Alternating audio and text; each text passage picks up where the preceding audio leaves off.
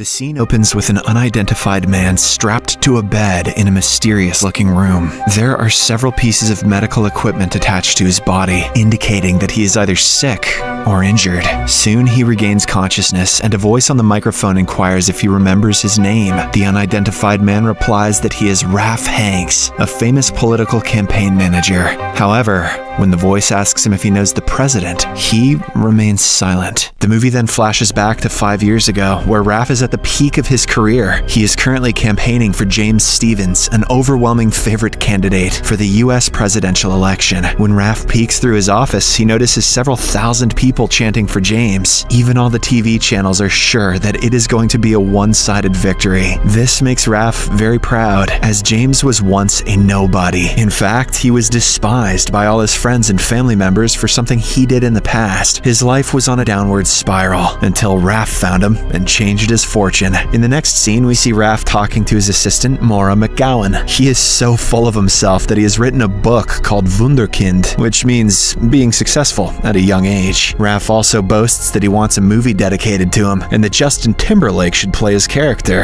And if we can't get JT, then I don't know, maybe Chalamet. He continues bragging about his accolades, but right then, they are informed that the election results are out. As Raph and Maura enter James's room, they are taken aback to see everyone with a gloomy face. In a shocking turn of events, it is revealed that James overwhelmingly lost the election, even in his home state of New Jersey. Enraged, he chastises Raph for being a total failure before firing him on the spot. This hurts the latter's ego so badly that he plunges into a deep abyss of anxiety. Okay, fine, we'll get Michael Cera to play me in the movie. Cut to several years later. Raph is still not recovered from the traumatic experience. He has since quit his political career and spends most of his time at the bar drinking. Gone are the days where he used to think of making his own movie with Justin Timberlake as the lead actor. The country is also going through a tough period because of high unemployment rate, high crime rate, and several other negative reasons. One day, as Raph is drinking at his usual spot, a news report on TV reveals that an 11-year-old YouTuber named Oliver Foley has announced his candidacy for the upcoming presidential election. He has posted a video on his channel in which he promises to bring peace and happiness amongst his countrymen if he comes into power. But,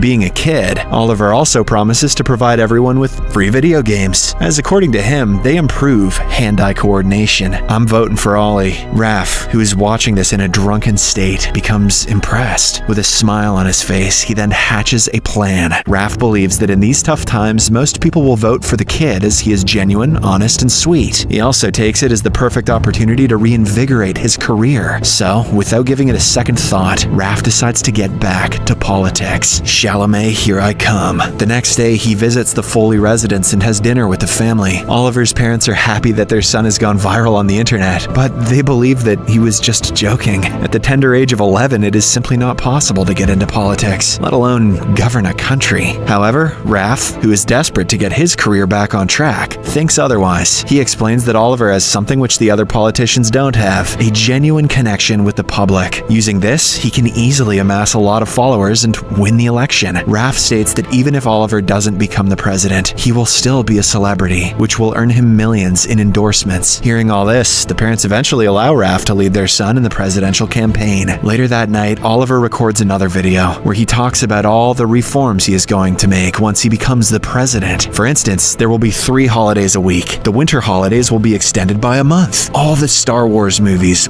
will be banned. Whew, Ollie. Every single person in the country will be given a video game of their choice, and so on. In no time, the video goes viral, and so Oliver's campaign officially begins. The very next day, we see him making promises in front of a large audience. He also performs an impressive dance routine, which he posts on his YouTube channel to get more recognition. All this is being supervised and coordinated by none other than Raph. He is finally making up for the debacle he suffered some years ago. As the days pass, Raph becomes so popular and loved that even his ex-assistant Maura comes back to him. In the next scene, we are shown that the 11-year-old boy has managed to amass a serious fan following. Despite his young age, many people believe that he is the right person to lead the country because of his pure heart, and because, let's face it, we'd all do anything for a 3-day weekend. They are ready to take the risk, claiming that nothing can be worse than the state they are in. In this way, Raph continues leading the campaign to success, but as Oliver gets popular, he also becomes arrogant. The cheeky brat regularly berates his parents and other staff Raph without any remorse. In particular, he doesn't like going to the doctor, as he is scared of needles. Raph, who is always with the boy, notices all this, but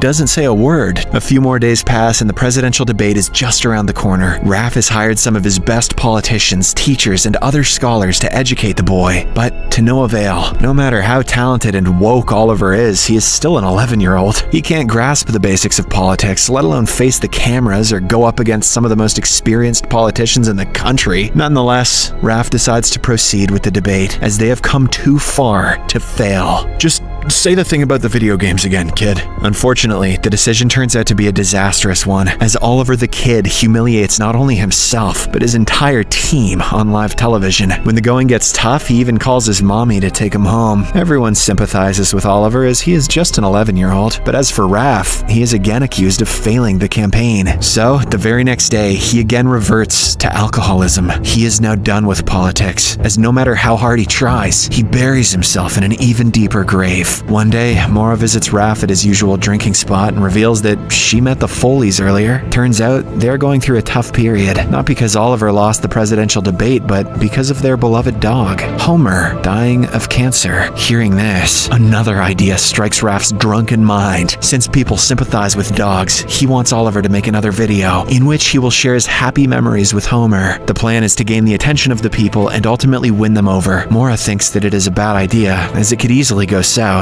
But Raph simply says, it's time to make or break. We gotta use this dog cancer. This time the plan finally works. As soon as the emotional video hits the internet, it becomes a viral sensation. People start pouring Oliver with their deepest sympathies and once again turn to his side. The movie then cuts to a few days later, where it is revealed that Oliver has won the election by a landslide. He is now officially the President of the United States of America. A massive rally takes place to celebrate his victory, where millions of people line up on the streets. It is evident that Raph's idea has won the hearts of the Americans. Dog's still dead though.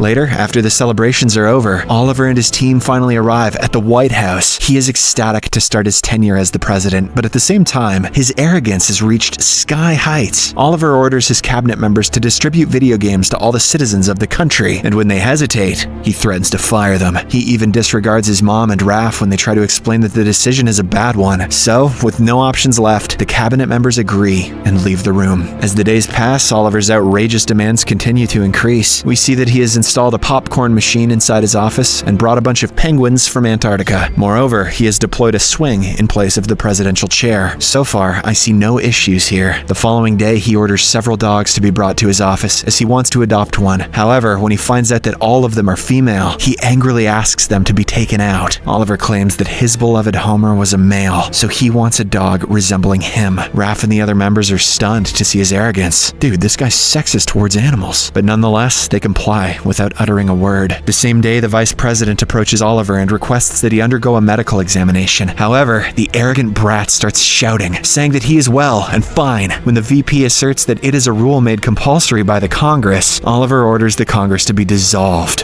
immediately. He then starts throwing his ball around the room, hurting some people in the process. Worried that something terrible is about to happen, Raph later meets the military chief and asks him to educate the boy. He wants to make sure that no one gets affected by Oliver's abrupt and childish antics. Unfortunately, the military chief takes this as an offense, and he calls Raph a traitor. The latter immediately apologizes, but the damage has already been done. That evening, Raph again starts worrying about his career. Despite everything that he has achieved, he believes that he has made the wrong choice by helping Oliver become the president. However, his best friend and only confidant, Maura, argues that the 11-year-old is doing a good job. She says that Raph is simply overthinking things and that he should take some rest. However, our protagonist is not going to let the injustice slide so easily. So, the following day, he approaches Oliver while he is playing golf in his office. He wants to politely make the boy understand that whatever he is doing is wrong. Raph then grabs a golf stick and starts explaining the responsibilities of a president to the country. They should be brave and lead the people in difficult times. Unfortunately, Oliver takes it the wrong way and becomes angry. He starts throwing things around and demands an apology. But this time, Raph is having none of it. He bluntly refuses to apologize and even calls the boy stupid.